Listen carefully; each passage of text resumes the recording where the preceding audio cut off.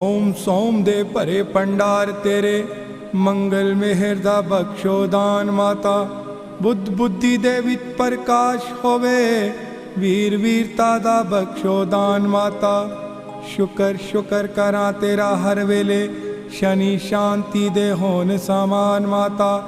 ऐतवार विश्वास यकीन होवे पूरन कर दो सारे काज माता।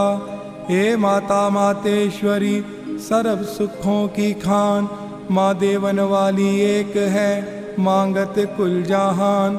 आज भी तेरा आसरा कल भी तेरी याद घड़ी घड़ी माँ आसरा ज्येष्ठ 12 मास। मेरी दाती के दरबार में सभी खड़े हाथ जोड़ माँ देवन वाली एक है मांगत लाख करोड़। ऐ सच्चियां जोतां वाली माता।